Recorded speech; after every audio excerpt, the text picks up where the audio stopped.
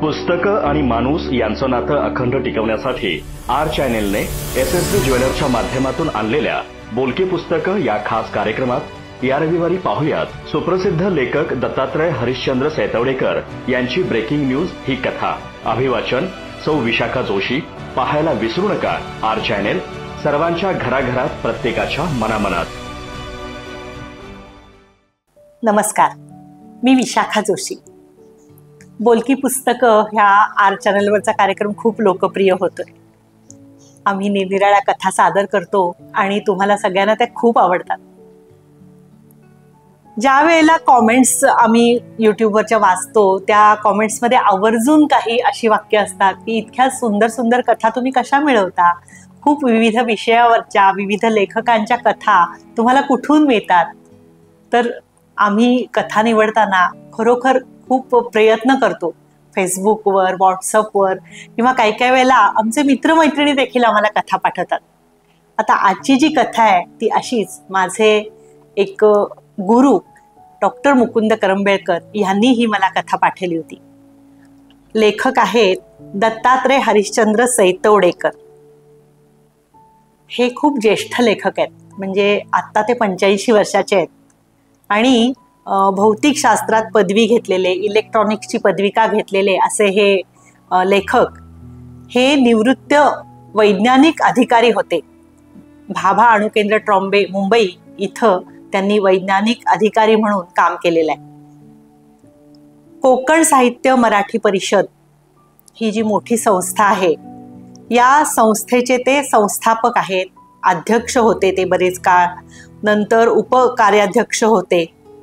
शिवाय झपूर्झा हे जे प्रसिद्ध त्रैमासिक आहे त्या मासिकाचे संपादकही म्हणून त्यांनी खूप मोठी कामगिरी केली आहे.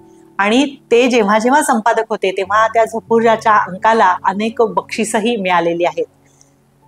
त्यांचं प्रकाशित साहित्यही खूप मोठं आहे, म्हणजे प्रपंच, मोहिनी, साहित्य अप्सरा, महाराष्ट्र टाइम्स, लोकसत्ता या मोठ्या मोठ्या पेपर्समध्ये किंवा दिवाळी अंकात त्यांच्या अनेक कथा, कविता प्रसिद्ध झालेल्या आहेत. त्यांच्या गझल प्रसिद्ध झालेल्या आहेत, प्रवास वर्णन आहेत, लेख आहेत.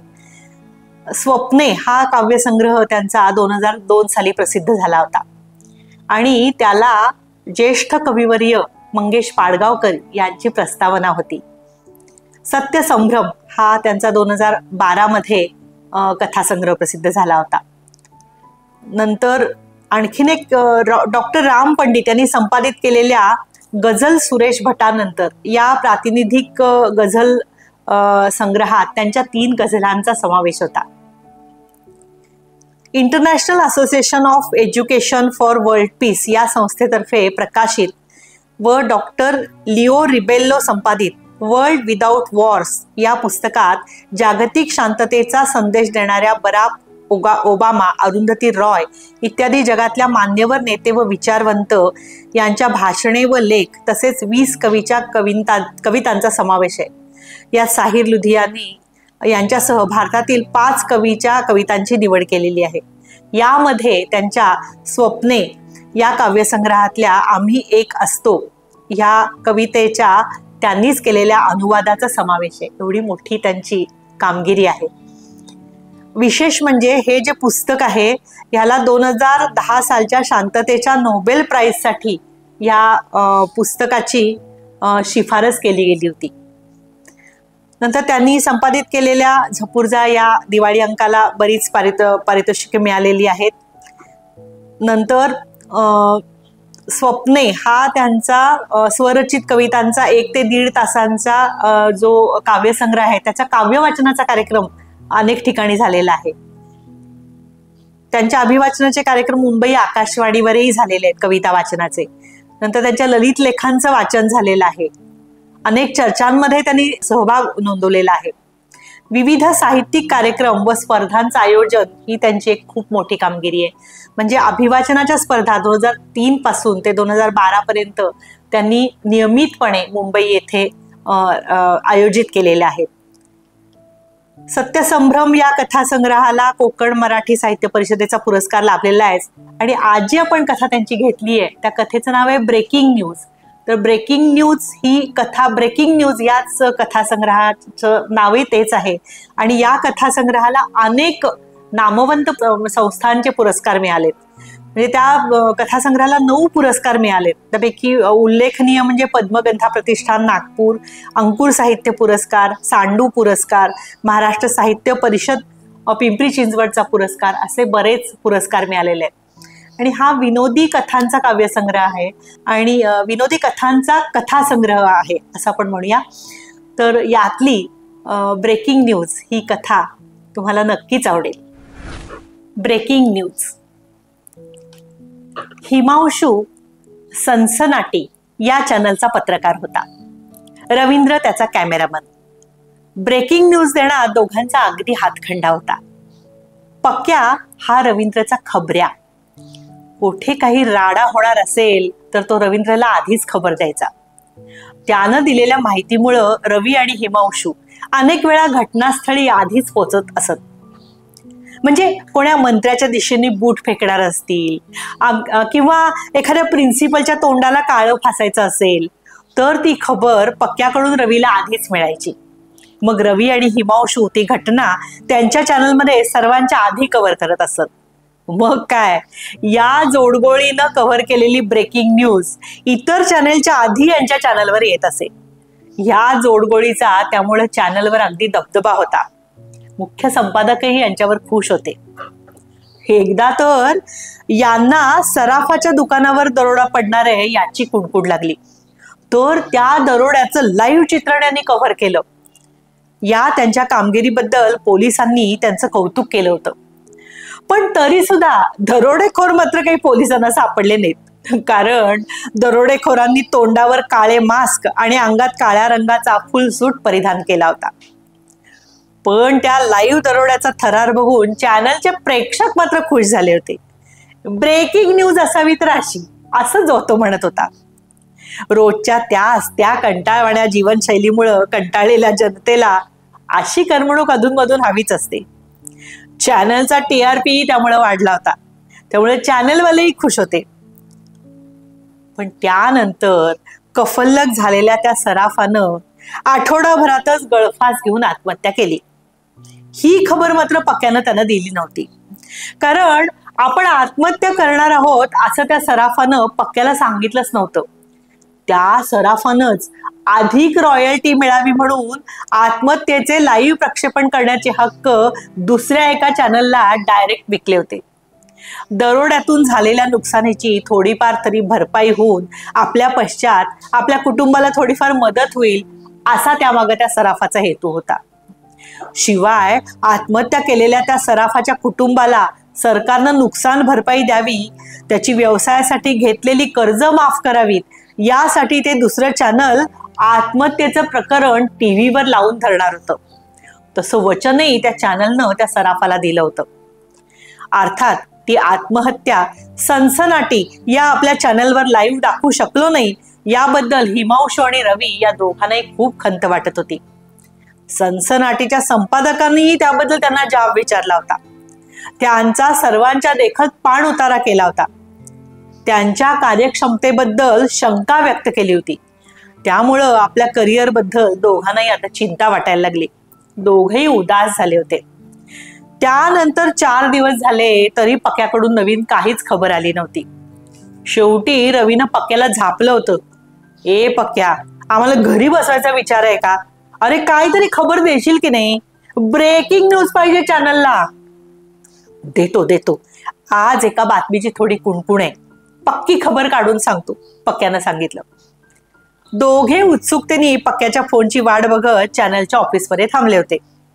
इतक्यात रवीच्या मोबाईलची रिंग वाजली. त्यानं तत्परतेने मोबाईल उचलला. पक्क्याचाच फोन होता. हा बोल पक्क्या, खबर मिळाली का? पक्की? हो एकदम पक्की, नक्की ब्रेकिंग न्यूज होणार, एकदम हॉट बातमी आहे. पक्क्या लवकर सांग, काय भानगड आहे? रवीची उत्सुकता ताणली गेली होती. हिमांशू देखील कान टवकारून रवीकडे पाहत होता. पलीकडून पक्क्या दबक्या आवाजात बोलत होता. हे बघ, बातमी एकदम हॉट आहे. चौघांनी दुपारी एका पोरीला पळवलंय. गोरेगावहून 4च्या सुमाराला आरेच्या जंगलात नेल्याची बातमी आहे. काळोख पडल्यावर 7च्या सुमाराला तिच्यावर सामुदायिक बलात्कार होणार आहे अशी कन्फर्म बातमी आहे. कव्हर करू शकतोस तू लाईव्ह? मूर्खा, ही बातमी लाईव्ह करू? काय लाज वाटते की नाही तुला? अरे त्या पोरीची मुक्तता केली पाहिजे आपण. प्रथम पोलिसांना कळवलं पाहिजे. रवीची नैतिकता जागी झाली होती. आपण आदर्श नागरिक आहोत याचा त्याला अभिमान होता. तो पुन्हा पुन्हा पक्क्याला समजावून सांगायचा प्रयत्न करत होता. अरे पक्क्या, एखाद्या लफडेबाज प्रिन्सिपॉलच्या तोंडाला काळं फासताना किंवा भ्रष्टाचारी मंत्र्याच्या अंगावर बूट फेकायच्या दृश्याचं चित्रण करणं ही वेगळी गोष्ट आहे, पण बलात्काराचं चित्रण, त्या दोघांचं काय बोलणं चालू आहे हे हिमांशूला पूर्ण कळत नव्हतं. पण रवीमुळं एका हॉट ब्रेकिंग न्यूजचं कव्हरेज आपल्या हातनं जाणार हे मात्र त्याच्या लक्षात आलं. तो रवीला ताबडतोब चल चल निघूया असं खुणावत होता. तर रवी त्याला शांत करण्याची खूण करून पक्क्याला पुन्हा पुन्हा सांगण्याचा प्रयत्न करत होता. अरे त्या पोरीला वाचवायला पाहिजे, प्रथम तू पोलिसांना कळव बघू. तर त्यावर पक्क्या पलीकडून चिडून म्हणाला, अरे पोलिसांना कळव, पोलिसांना कळव, काय चाललंय तुझं? पोलिसांनीच तुम्हाला कळवायला सांगितले. तरुणीवर बलात्कार करताना 4 नराधमांना पोलिसांनी रंगेहात पकडलं. अशी बातमी पोलिसांनाच लाईव्ह कव्हर करायची आहे. ते म्हणतात ही बातमी कव्हर केली तर पोलीस ठाण्यातल्या सर्वांना 6 महिन्याच्या आत प्रमोशन आणि पुरस्कार निश्चित मिळतील. तेव्हा वेळ दौडू नका, ताबडतोब निघा काळोख पडायच्या आत. पक्क्याच्या या बोलण्यावर पुढं काय बोलावं ते रवीला कळेना. त्यानं मुकाटपणे मोबाईल हिमांशूकडे दिला. हिमांशूनी मोबाईलचा ताबा घेतला आणि पक्क्याकडून सर्व माहिती पुन्हा जाणून घेतली. आरे कॉलनीतल्या जंगलात एक्झॅक्टली कोणत्या जागी हा प्रसंग घडणार आहे हे पक्क्याला विचारलं आणि त्यांनी रवीला आपल्याबरोबर निघायला सांगितलं. पण रवी येण्यास तयार नव्हता. असं चित्रण करणं योग्य नाही असं त्याला अजूनही वाटत होतं. हिमांशू त्याला समजवण्याचा प्रयत्न करत होता. त्यांची ही गडबड बघून मुख्य संपादक घारपुरे त्यांच्याजवळ आले. सर्व प्रकार लक्षात आल्यावर त्यांनी भगवंतानी ज्याप्रमाणे गोंधळलेल्या अर्जुनाला उपदेश केला त्याप्रमाणे रवीला समजावून सांगितलं. आपला धर्म पत्रकारितेचा आहे. समाजात जे जे वाईट घडतंय ते आपणाला जगासमोर आणायचंय. लोकांना त्याचं प्रत्यक्ष चित्रण दाखवायचंय. समाजातल्या नराधमांच्या दुष्कृत्यावर प्रकाश टाकायचाय. तर समाज सुधारेल, समाजाचं भलं होईल. आपला पत्रकारांचा जन्म सार्थकी लागेल. तेव्हा उठ, गलित गात्र होऊ नकोस. उचल तो कॅमेरा आणि हो सज्ज दुर्जनांचा पर्दाफाश करण्यासाठी. त्यांच्या या वक्तव्यानं रवी भारावून गेला. मुख्य संपादक सर म्हणतात त्यात काहीतरी तथ्य आहे याची जाणीव त्याला झाली होती. रवीनं भारावलेल्या नजरेनंच प्रथम हिमांशूकडे पाहिलं, नंतर सरांकडे पाहत त्यांना वंदन केलं. आपला कॅमेरा उचलला आणि तत्परतेनं काही न बोलताच पावलं टाकत तो लिफ्टकडे निघाला.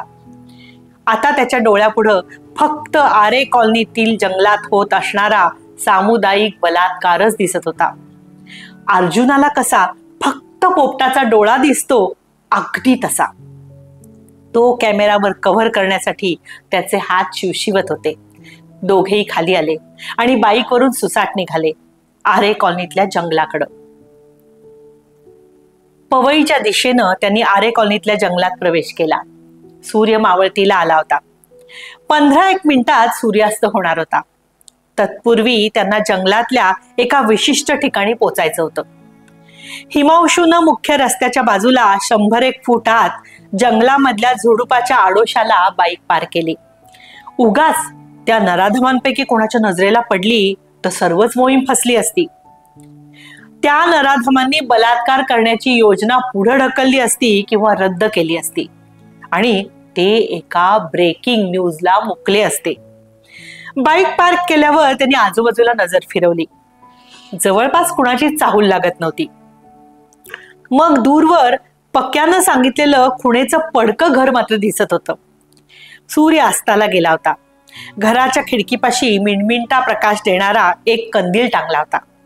अंधुक प्रकाशात त्या घराभोवती काही लोक दबा धरून बसलेले त्यांना दिसले.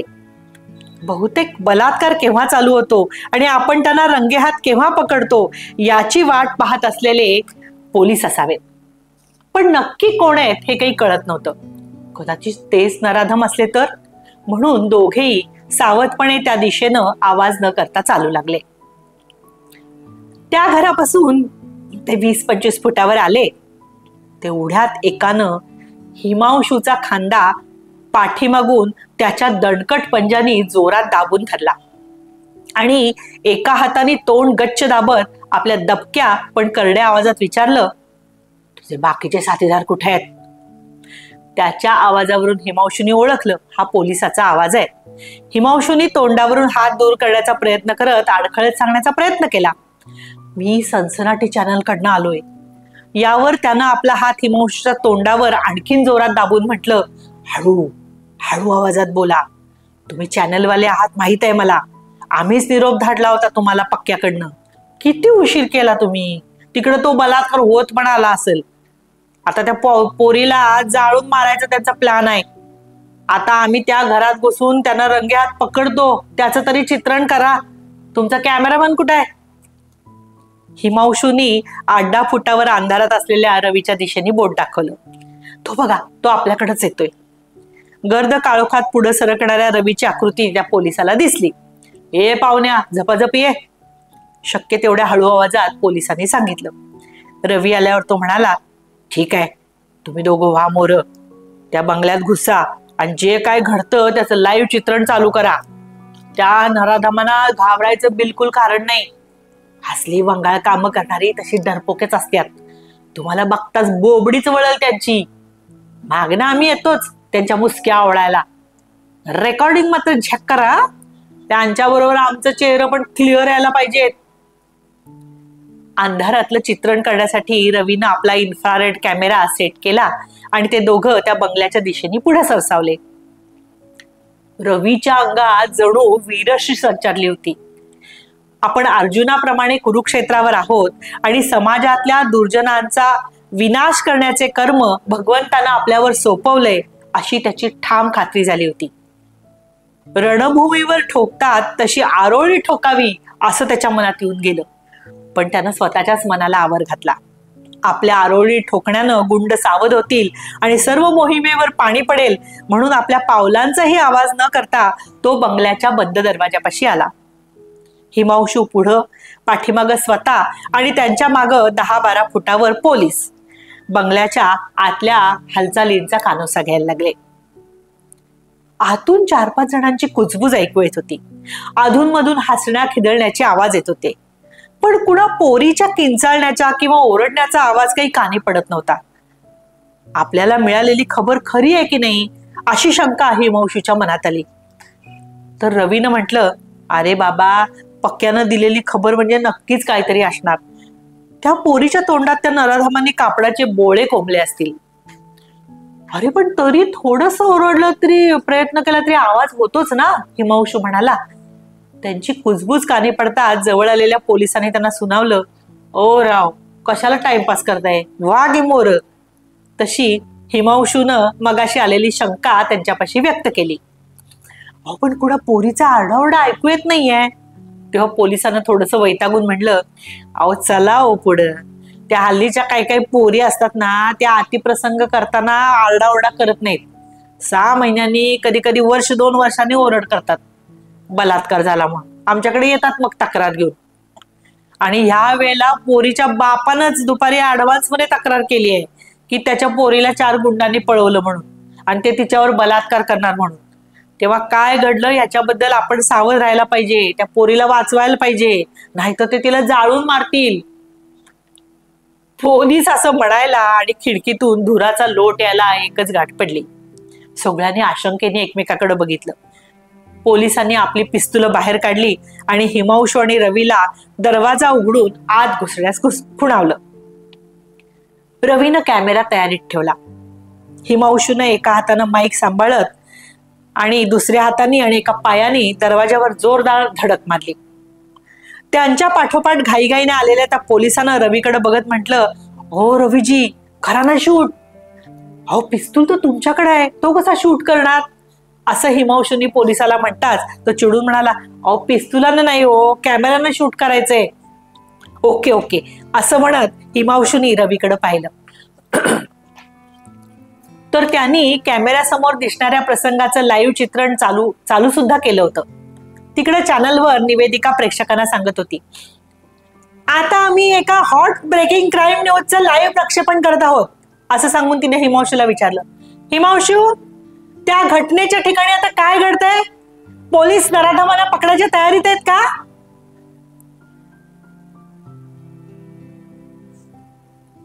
धुराने भरलेल्या त्या पडक्या घरातल्या कंदिलाच्या मिणमिणत्या प्रकाशात डोळे फाडून हिमांशू म्हणाला, होय मॅडम, पोलीस त्या गुंडांना पकडायच्या तयारीत आहेत. आताच ते पडक्या घरात घुसलेत, पण ते संभ्रमित झाले आहेत कारण इथं कोणीच गुंड दिसत नाहीयेत. हा जो धूर येतोय ना तो विवाह सोहळ्यातल्या होमाचा धूर आहे आणि एक नवपरिणीत जोडपं होमाभोवती 7 फेऱ्या घालतंय. म्हणजे तुम्हाला मिळालेली हॉट ब्रेकिंग न्यूजची खबर खोटी आहे तर? होय मॅडम, आपल्या दुर्दैवानं येथे असा कोणताही गंभीर गुन्हा घडलेला नाहीये. याबद्दल आम्ही चॅनलची आणि अशा गुन्ह्याच्या लाईव्ह चित्रणाला भुकेलेल्या प्रेक्षकांची माफी मागतोय. कारण पोलिसांनी आत्ताच खुलासा केलाय की घरातून पळून आलेला एका सज्ञानप्रेमी युगुलानं फक्त 4-5 मित्रमंडळांच्या साक्षीनं हा विवाह सोहळा गुपचूप आयोजित केलाय आणि तो पूर्ण कायदेशीर आहे. मुलीच्या पित्याचा या विवाहाला विरोध असल्यामुळं त्यानं होणाऱ्या जावयाबद्दल खोटी तक्रार करून पोलिसांची दिशाभूल केली होती. आता पोलीस त्या पित्याविरुद्धच गुन्हा दाखल करणार आहेत.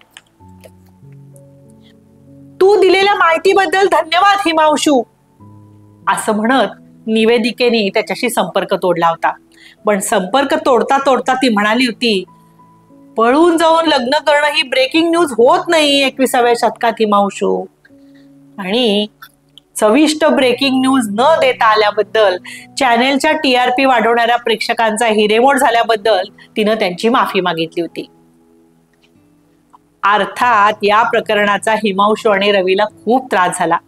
दुसऱ्या दिवशी ऑफिसला आल्यानंतर मुख्य संपादकांनी त्यांच्या दोघांचाही सर्व स्टाफ देखत उद्धार केला. शिवाय दर आठवड्याला कमीत कमी एक तरी ब्रेकिंग न्यूज देता येत नसेल तर स्वतःहून राजीनामा देऊन हरिहरी करत घरी बसावं असा लेखी मेमोही नंतर चॅनलचे चालक बलवंत सिंग यांच्या सहीनिशी त्यांना देण्यात आला. त्या दोघांच्यात आता पूर्वीसारखी तडफ राहिली नाही असा वरिष्ठांचा दोघांच्यावरही आरोप होता. त्यानंतर 4-5 दिवस झाले तरी एकही ब्रेकिंग न्यूज त्यांना मिळाली नव्हती. दिवसभरात अगदी उशिरा रात्रीपर्यंत चातकासारखी ते वाट बघत होते. 100-200 लोकांचा बळी घेणारा अपघात काय, पण साध्या स्कूटीनं म्हातारीला उडवलं अशा घटनेचं चित्रण करण्याची देखील त्यांना संधी मिळाली नव्हती. केंद्र सरकार गडगडण्याची बातमी तर दूरच राहिली, एखाद्या नगरसेवकांनी पक्ष बदललाय अशी अफवा देखील त्यांच्यापर्यंत आली नव्हती. साहजिकच आता तिकडं मुख्य संपादकही चिंतित झाले होते. आता चॅनलचं काय होणार ही चिंता त्यांना लागली होती. या दोघांवर ते केवळ नाराजच नव्हते तर त्यांच्यावरील रागाचा पारा दिवसेंदिवस वाढत होता. जणू काही जग रहाटी सुरळीत चालू आहे, कुठंच काही अघटित महाभयंकर अपराध घडत नाही, याला हे दोघेच जबाबदार आहेत असं त्यांना वाटत होतं. 1-2 दिवसात तरी अतिरेक्यांवर सर्जिकल अटॅक करून सरकारनं ब्रेकिंग न्यूज दिलीच पाहिजे, नाहीतर आपल्याला नर्व्हस ब्रेकडाऊन येईल असं भयानक भविष्य या दोघांच्या डोळ्यापुढे दिसायला लागलं. दुसऱ्या दिवशी शुक्रवार होता. बऱ्याच दहशतवादी घटना शुक्रवारी घडतात असा इतिहास आहे. उद्याच्या शुक्रवारची नोंद इतिहासात ब्लॅक शुक्रवार म्हणून होईल अशा ठाम विचारानं या दोघांच्या मनात सकारात्मकता वाटत होती. त्यामुळे रात्री बऱ्याच दिवसांनी हिमांशू पोटभर जेवला आणि नंतर गाढ झोपी गेला. आणि खरंच देवाने त्यांची प्रार्थना ऐकली. मध्यरात्री रवीचा फोन आला. अरे, पक्क्यानं खबर दिली आहे, अतिरेकी बॉम्बस्फोट करणार आहेत, ब्रेकिंग न्यूज करता येईल, सकाळी 7:30ची फास्ट लोकल पकडून दादरला ये. हिमांशूची झोप उडाली. सकाळी तो गडबडीनं उठला, स्टेशनवर आला. लोकल यायला अजून 10 मिनिटं अवकाश होता. रवी नक्कीच वेळेवर येणार याची त्याला खात्री होती. तो येईपर्यंत मुख्य संपादकांना घारपुरेंना फोन करून त्यानं ही बातमी दिली. तर ते थोडे रागातच बोलले, हिमांशू, तुम्हाला जे काही सांगायचं आहे ते माझ्या पीएला सांगा. तुमच्या भाकड कथा ऐकायला मला वेळ नाही. तुम्ही आमच्या चॅनलवर आल्यापासून तो ज्वेलर्सच्या दुकानावरचा दरोडा सोडला तरी एकही ब्रेकिंग न्यूज तुम्हाला देता आली नाहीये. तुमच्या अकार्यक्षमतेमुळे चॅनल बंद करायची वेळ आली आहे. मी दिवसभर वडीच्या ऑफिसमध्ये बळवंत सिंगांबरोबर मीटिंग मध्ये आहे. चॅनल बंद करायचं का तुम्हाला दोघांना डच्चू द्यायचा ते आज ठरणार आहे. तेव्हा प्लीज डोंट डिस्टर्ब अस. असं म्हणून त्यांनी खाडकन फोन बंद केला. तेवढ्यात रवी आला आणि दोघही लोकलमध्ये चढले. पक्क्याच्या फोनची ते प्रतीक्षा करत होते. किती सकारात्मक विचार केला तरी मनात कुठंतरी आज तरी आपल्याला ब्रेकिंग न्यूज मिळेल की नाही, की पुन्हा त्या आरेतल्या जंगलासारखाच प्रकार होणार या आशंकेने ते भयभीत झाले होते. अतिरेक्यांचा दहशतवादी हल्ला झालाच नाही तर आपलं काही खरं नाही असं रवी आणि हिमांशूला वाटून गेलं.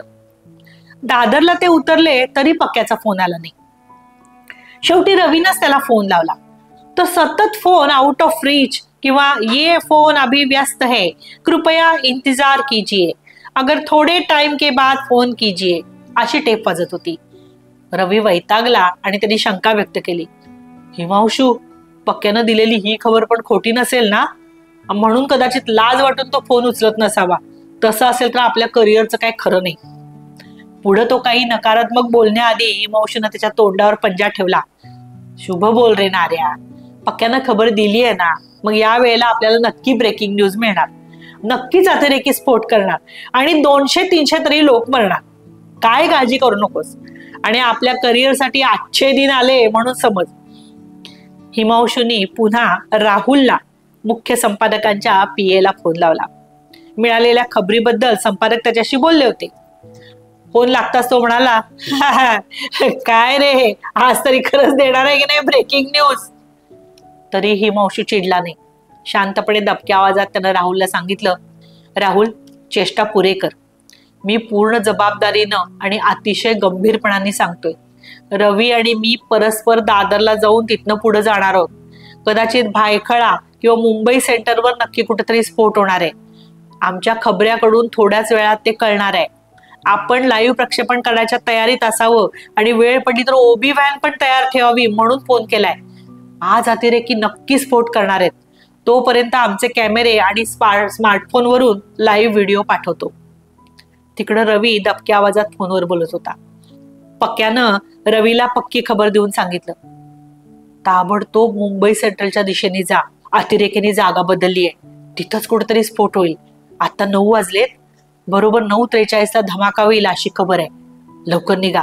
आता वरडी दादरला आहात ना, आता एक करा, बाय रोडनी जा. नक्की जागा गाठायला बरं पडेल. दोघं स्टेशनच्या बाहेर आले आणि त्यांनी घाईघाईने टॅक्सी पकडली. त्यांच्या हृदयाची धडधड आता वाढायला लागली होती. एक फार मोठी घटना आता थोड्याच वेळात होणार होती आणि त्या दुर्घटनेचं लाईव्ह चित्रण करायला ते चालले होते. याआधी अनेक वेळा छोट्या मोठ्या दुर्घटना त्यांनी कव्हर केल्या होत्या, पण आजची गोष्ट वेगळी होती. शेकडो जणांचे प्राण जाणार होते हे त्यांना माहित होतं. पण सरकारला किंवा पोलिसांना सावध न करता केवळ त्यांच्या करिअरसाठी त्यांना हे करणं भाग पडत होतं. संपादक घारपुरे यांचे शब्द त्यांना आठवत होते. आपण आपल्या पत्रकारितेच्या धर्माप्रमाणे कर्म करत आहोत असं म्हणून त्यांनी स्वतःची समजूत घातली. त्यात आपली काहीही चूक नाही. असलीच तर ब्रेकिंग न्यूज आणा, ब्रेकिंग न्यूज आणा असा दिवस रात्र आपल्या मागं तगादा लावून आपलं मनस्वास्थ्य बिघडवणारे, आपला पदोपदी अपमान करणाऱ्या घारपुरे सरांची आणि चॅनलचे मालक बलवंत सिंग यांचीच चूक आहे. आपण काहीच पाप करत नाही आहोत. पाप आपल्या आतनं ते घडवतायत. पापी ते आहेत, आपण नाही आहोत असा मनाला दिलासा देत हिमांशूनी मन शांत केलं. प्रभादेवी पार करून वरळी नाक्याला येईपर्यंत आणखी 10 मिनिटं गेली. रवीची तगमग वाढायला लागली. रवी पुन्हा पक्क्याच्या फोनची प्रतीक्षा करायला लागला. मुंबई सेंट्रलच्या बरोबर कोणत्या जागी जायचं हे पक्क्यानं अजून सांगितलं नव्हतं. राहुलला ओबी व्हॅन कुठं पाठवायला सांगायचं तेच कळत नव्हतं. स्फोटाला फक्त 24 मिनिटं बाकी होती. इतक्यात रवीच्या मोबाईलची रिंग वाजली. पक्क्याचाच फोन होता. रवीनं फोन स्पीकरवर ठेवला. पक्क्यानं ते दोघं कुठपर्यंत आलेत ते विचारलं. दोघं वरळी नाक्यावर आहेत हे कळल्यावर तो म्हणाला, तुम्ही तिथंच थांबा. मुंबई सेंट्रल पर्यंत जाऊ नका. अतिरेकी वारंवार जागा बदलतायत अशी खबर आहे. तुमच्या जवळपास स्फोट होऊ शकतो आणि स्फोट झाला की निश्चित जागा सांगतो. अजून 3 मिनिटं बाकी आहेत, ही खबर मात्र पक्की आहे, तेव्हा सावध राहा. तेवढ्यात राहुलचा फोन आला. हिमांशू, व्हॅन कुठं पाठवू, लवकर सांग. का पाठवू नको, तुझा टाइमपास झाला का? तुझ्याकडे ब्रेकिंग न्यूज नाहीच आहे. कुठं होणार आहे स्फोट? कधी मिळणार आहे ब्रेकिंग न्यूज? कधी मिळणार आहे ब्रेकिंग न्यूज? तो असं बोलायला आणि असं म्हणतात स्फोटाचा कानठळ्या बसणारा आवाज घुमायला एकच गाठ पडली. राहुलच्या जीवघेण्या किंकाळीचा स्पष्ट आवाजही दोघांना ऐकू आला. थोड्याच वेळात सनसनाटी चॅनल सोडून इतर सर्व चॅनल्सवर ब्रेकिंग न्यूज झळकली. पुन्हा एकदा दहशतवाद्यांनी केला मुंबईमध्ये अतिशक्तिशाली बॉम्बस्फोट. स्फोटामध्ये वरळी येथील सनसनाटी चॅनलच्या इमारतीसह आजूबाजूच्या कमीत कमी 15 इमारती जमीनदोस्त. खात्रीलायक सूत्रांकडून असे कळते की सनसनाटी चॅनलच्या ओबी व्हॅन मध्ये अतिरेक्यांनी स्फोटके ठेवली होती. मृतांची संख्या सुमारे 350 असावी असा प्राथमिक अंदाज आहे. नेहमीच ब्रेकिंग न्यूज देण्यात आघाडीवर असणारे सनसनाटीचे मुख्य संपादक घारपुरे तसेच मालक बलवंत सिंग यांचाही मृत व्यक्तींमध्ये समावेश आहे. आमच्या चॅनलची त्यांना भावपूर्ण श्रद्धांजली.